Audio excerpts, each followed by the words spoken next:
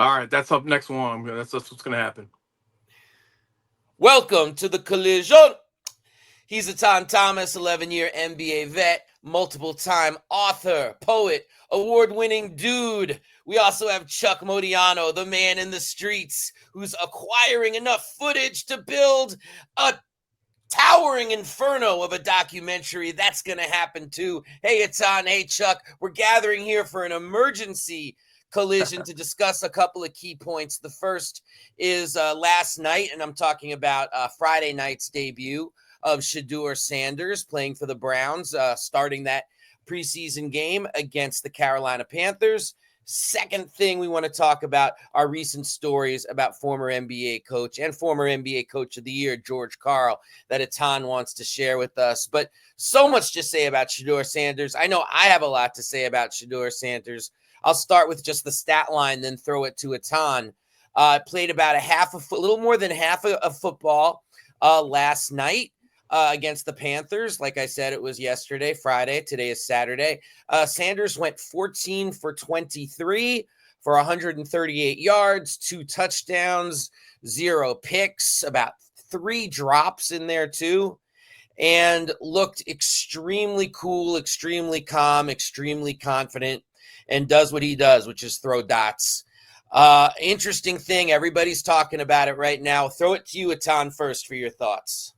Well, I go back to draft night and the way that you had a certain demographic that was taking victory laps every time he didn't get picked. Every time that certain picks went by, when they were laughing and they're saying, "Oh, see, he's too brash, he's too arrogant." His daddy wants to try to manipulate everything, and they were really, really nasty. And I was like, "Wow, why are y'all so threatened by his confidence?" And so threatened by, his ability to be sure of himself and to speak with. So, I mean, they casted him like he was this terrible person. So that made me want to root for him alone just because of that. But to see him last night have that great game, it was great to see. Chuck, what do you think? I agree with everything what you said. He was treated awfully on draft night by the GMs for stupid reasons, for racist reasons, in my opinion, because he didn't play the role of "I'm so humble and happy to be here in your graces. I earned this." He did earn it. He comes from a rich family and his father, whatnot. If he didn't become an NFL player, he's going to do very well for himself. And we saw the skills on the field. And then we had this drop. And I really appreciate him last night. It's not just the touchdown throws that he threw in traffic were very good throws, right?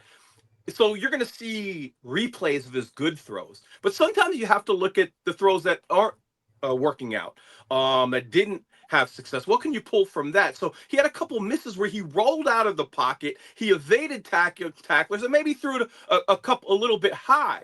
But if you think from an asset point of view, wow, that was great that he rolled away from those defenders. Next time he's going to hit that pass, right? This is a rookie.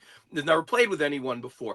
And then there's a time that I wouldn't give this compliment for a veteran, but he's back on the 5-yard line. It's like 3rd and long, 3rd and 12. And, with everybody eyes on you, you may want to make a play. That is the big mistake with rookies. I'm going to show them. Everyone's doubting me. I'm going to make a play.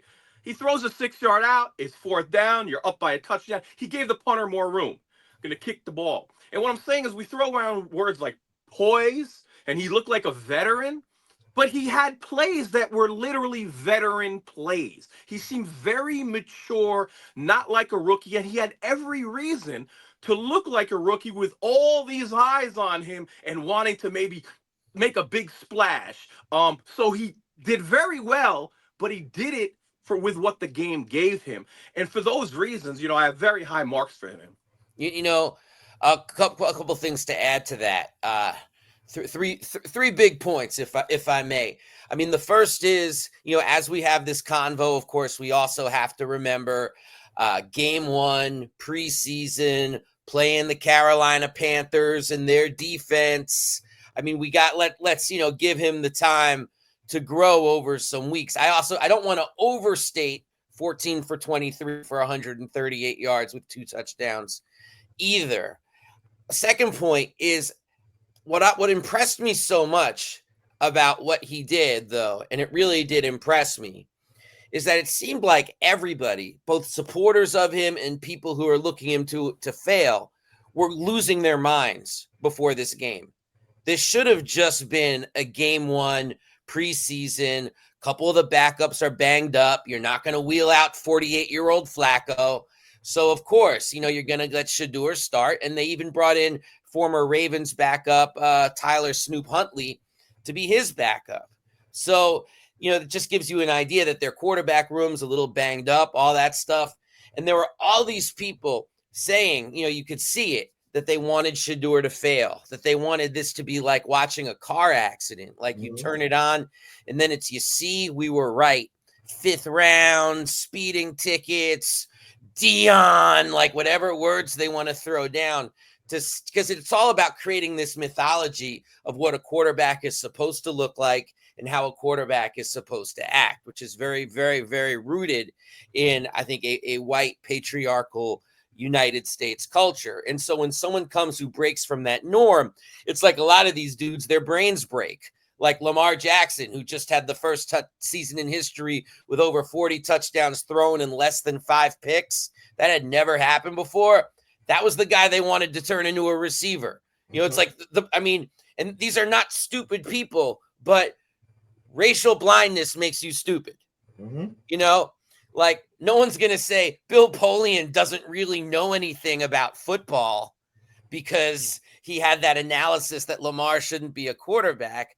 But if we all agree that he is not magically really unintelligent about football, despite building these Super Bowl teams, then we have to ask ourselves what led him to have an analysis of this individual that was so far from reality. And that gets into the white archetype issues that, yes, you know, you do have some breaking from. It is amazing that, you know, I believe it's the NFC East is the first division this year to have all black quarterbacks starting in a division. So certainly in my lifetime, the change has been real. But you saw with Shedeur Sanders, not unlike this country, that can come sometimes roaring back, this racism that does exist in the game and every stereotype thrown out at Shedeur. I apologize for talking so long, but there's just one last point that I'm really just been dying to make, is that I thought, and Chuck, you know about this very well, but I thought that all of this new generation of NFL coaches, the young, white, never played, Shanahan tree, high-powered offenses, quarterback-centric, that everybody's in love with. The mantra that they have been saying for the last 10 years of my football watching life has been accuracy matters more than arm strength. You know, that's their big thing. Nothing matters more than accuracy. And then you have Shedeur Sanders, who just exemplifies that his great skill is accuracy over arm strength. And all of a sudden, every single team is worried about arm strength at the same time, simultaneously. So either, again, it's like a Bill Polian question, and I'll throw it to you, Etan. It's like the Bill Polian question. Either all these really smart football people got stupid for one particular day, and that day was the NFL draft, and it was about assessing this one individual player, or racism and white blindness is still very, very embedded, very baked into the cake of the National Football League. Well, one of the things that I kept hearing throughout the NFL draft was that he was arrogant and that his father wanted to dictate where he went, and that he didn't want to have him play for certain teams. And, you know, I guess he didn't take off his hat one time.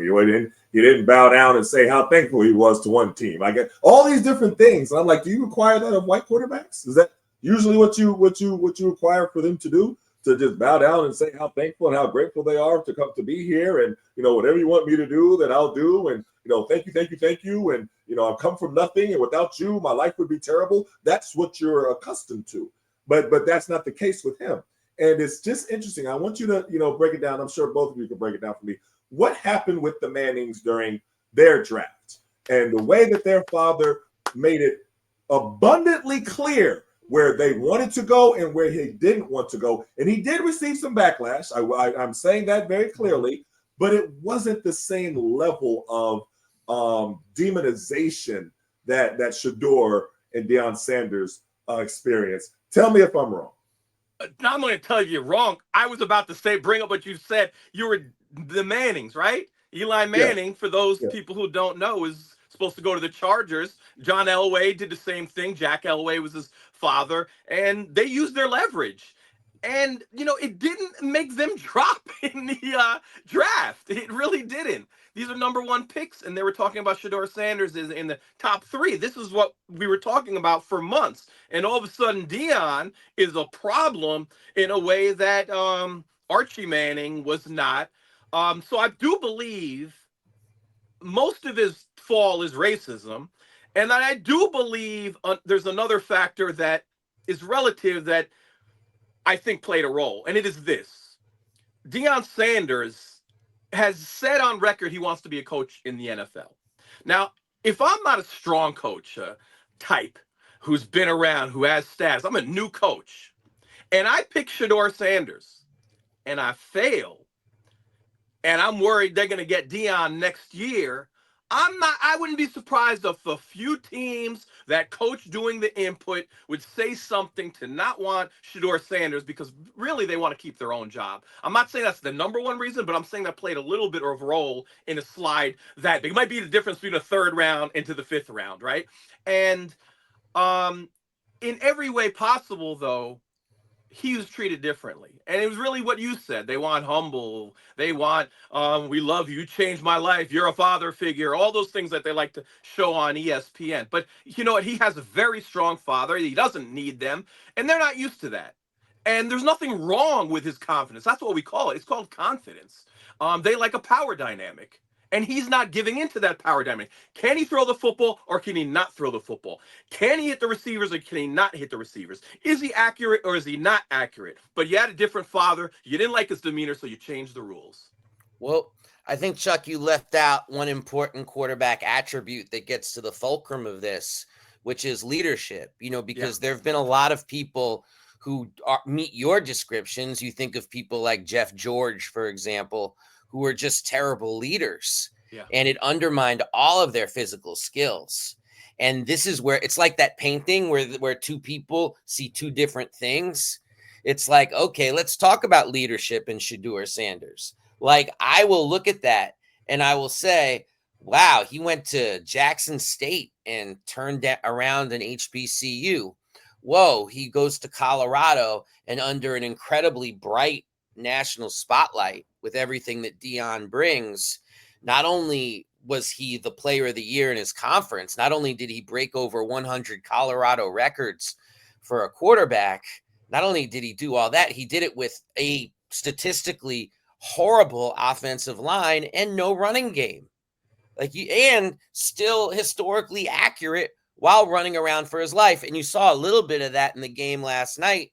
I mean, all he did was get back to the line of scrimmage, but he juked out like four people in the backfield when there was nobody open. Instead of like something that you said, Chuck, instead of flinging one, because let's face it, not everybody is Lamar Jackson. Instead of flinging one, he went for he just went for out of bounds, smart play, back to the line of scrimmage. That was the guy I saw in college. And also when I was watching the game last night, like I don't want to name names on this because it's not nice to quarterbacks who are like in their second or third year. But I was watching Shedeur, and I know I'm the guy who said it was just game one of the preseason. Like he would throw one away, and I would be like, that was mature. Or he'd throw one to the ground. Oh, that was the right play. Or, all right, got back to the line of scrimmage. The stats won't show it, but that was something only very few people can do on that scramble. Like registering the smarts of being coached by Deion Sanders from the time you're born. But it's like the two people who see the painting differently. My idea of leadership is then different from somebody in the NFL clearly with power's idea of leadership. Like they see the same Shedeur Sanders and all the attributes that I saw being attributes of leadership, they see as deficits. And you can't tell me there's not something cultural about that. And then we get to other questions about the Rooney Rule and how piss poor the NFL has actually done over the last 20 years in making these spaces more diverse. So different kinds of conversations can be had and not just, whoa, arrogance. Etan, can I just say one last thing? Just because I was thinking this while Chuck was talking. Go for it. A difference between Manning and Sanders, I've never thought about this before right now, is the difference between understanding how power really works in the NFL. Because Archie Manning, the patriarch, even Peyton at an early age, they knew how to operate behind closed doors. They knew how to operate in commissioners' offices. They knew how to operate in ways that involved, going out to golf and things like that, as part of smoothing that whole Eli thing in. Because as controversial as it was, as you said, Etan, that should have been like a nuclear explosion, and there's a reason why we haven't seen it since, because it was like all orchestrated and organized by people who knew how to work the back room. If you're Dion, or if you're, like, for example, Caleb Williams' father, is your power really in a back room? Or is in your power speaking publicly about what you want to see for your child? How can you better exercise power if you are locked out of that room? And then who benefits and who fails from those kinds of methods of power? And that, to me, is a difference between the Mannings and the Sanders. I think that one thing that leaving out too is that it's looked at differently when the one person is white and one person is black doing the same exact thing.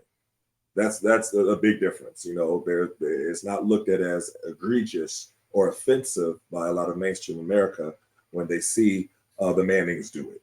They might get a little bit upset. They might have not, but not the same way that they did of Deion Sanders. Some of the way that, and this is people in the media, you know what I mean? We're talking about Deion Sanders. I'm like, whoa, did he go on a killing spree that I didn't know about? Like, why are y'all talking about him in these terms? And it's just the level of hatred that comes about when you see a confident black man who doesn't have to play your game and is able to do things in a way that is unconventional to what is the norm for you. And that's what you see in Deion Sanders. And Deion Sanders is not part of the White Coaches Friend Network Club. And Steve Smith, I believe it was Steve Smith, had a pretty good comment during the telecast. And it was something to the effect of that people are using Shedeur Sanders' name against him. And he said, now, I don't see why that's a problem, because, there are a whole lot of coaches with very famous last names that has never harmed them in any way. So why would it harm Shedeur Sanders? And if anybody knows anything, the NFL is one of the most incestuous coaching leagues around. The greatest predictor of whether you're going to become a coach is if you are a son or relative of an existing head coach or friends with that coach. Your stock of just even knowing Sean McVay is far better than leading a Super Bowl offense for 5 years like Eric Bieniemy, and when you leave that offense go down a touchdown a game. We're really talking about a really, I'm going to say racist, because it is racist league. And when I say that, people say, "Oh, how could you say it's racist? They want to make billions of dollars. Why would they be racist?" Well, I'm not saying they know they're racist any more than Bill Polian knew that he was being racist when he said Lamar Jackson should be a wide receiver. But racism subconsciously, at the very minimum, led him to that conclusion. He needs to figure that out. Well, that was a great talk, everybody. Really appreciate that. I hope folks would listen to this and process some of this stuff maybe in a way that isn't really being said on mainstream sports media. But, before we go, Etan, we were speaking in the beginning about George Karl, longtime coach in the NBA. Like I said, somebody who on the most superficial level, I think, is most known both for leading the Sonics to the finals against Jordan, definitely. But also known for somebody who would wear out his welcome very quickly in different places. That's the superficial version. But then a story came out this week that said a little bit more, and then you also had something you wanted to say. So I throw it to you, sir. Right. So Nancy Lieberman was on a podcast with Michael Beasley, and she was telling that, in her opinion, that George Karl was racist. That's the words that she used. That he was racist. She sat in the meetings. She was disgusted by the things that she heard. over and over again that he would make racist remarks and nobody would say anything. And she said, yes, he's been racist for a very long time. That came as no surprise to me.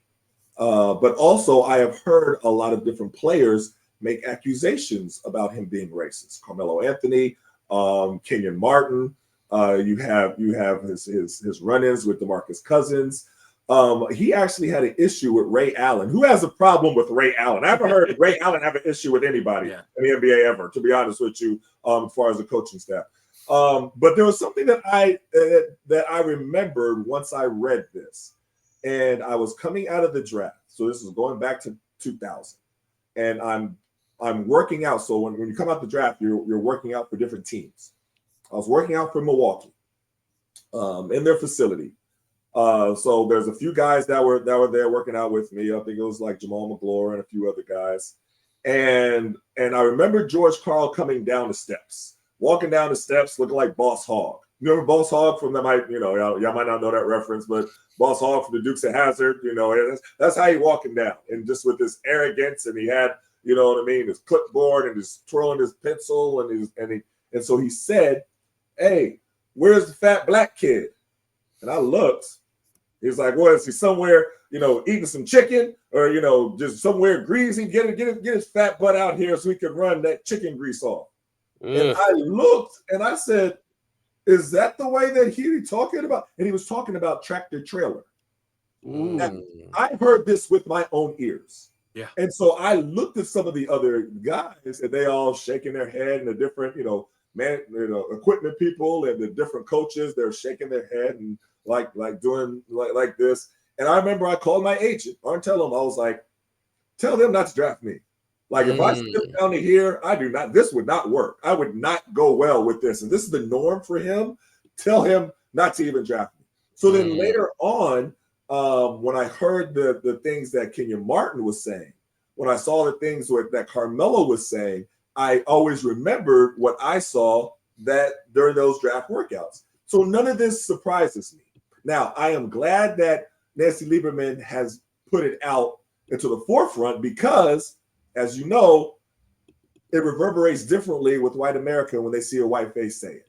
You know what I mean? They'll dismiss Carmelo. Oh, he's just mad because something else. They'll dismiss Kenyon Martin. He always has a problem with something, whatever, right? But now you have Nancy Lieberman who said it. Oh, they'll dismiss DeMarcus Cousins. You know what I mean? Oh, he's crazy. He has all of it. Now Nancy Lieberman has basically backed everything that they said. So now let's see what the response is going to be, and if he responds as well. That's absolutely right. And when I saw the clip and Nancy Lieberman said, "Ask Carmelo," and my reaction was, "No, I don't want you to ask Carmelo. I need you to hear what Nancy Lieberman has said, because Carmelo has said a lot." I thought George Karl is racist for a long time based off of, how his treatment of Carmelo, both as a player, and then he wrote a book in 2016. I'll give you just a couple quotes of that book. He says of J.R. Smith, in his book, had a huge sense of entitlement, subjective, okay, a distracting posse, okay, his eye was always on the next contract, okay, and then really unbelievable shot selection. Only one of those four statements has anything to do with specific ball. Like, if you want to say, "I don't like a shot selection," that was a basketball one. The other three were really racially coded ideas of about a black man. And, JR was, when he came to the Knicks after that, he actually was a number 2 scorer. He was maximized in a way that really elevated him, and he helps to win a title with the Cavs. And then if I bring you to Carmelo, he had terrible things to say, Carmelo, publicly in his book. And I'll read you that quote. "Carmelo was a true conundrum for me in the 6 years I had him." In Furious George, he wrote that, okay? "He was the best offensive player I ever coached." Big praise. "He was also a user of people, quote unquote, addicted to the spotlight, and very unhappy when he had to share it." These are your subjective opinions about Carmelo. And he said, "He really lit my fuse with his low demand of himself on defense. He had no commitment to the hard, dirty work of stopping the other guy." That is complete BS. I watched Carmelo, and there was that defensive part, if you know anything about basketball, Carmelo's a tweener, what they call a tweener. He's a little bit too tall at 6'8" to guard the fast 6'6" guys, and he's a little bit too small to post up to guard some of the bigger guys who are taller than him. And ironically, what makes him unguardable on offense, those same reasons why people can't guard him, makes it a little bit more difficult on defense. But with George Karl, you don't get basketball analysis. You get subjective opinion that has anti-blackness permeating every statement. So when I hear what you said, Etan, it tracks with what he said publicly. Well, some good comments on that as well, as people, sort out the legacy of somebody who's actually been trying recently to find his way back into the NBA somehow and been very public about, why am I being shut out? And I think it's important to say, because people talk, and maybe that's why. Etan Thomas, Chuck Modiano, thank y'all for making the time here on today's Collision. For everybody out there listening, please stay frosty. We are out of here. Peace.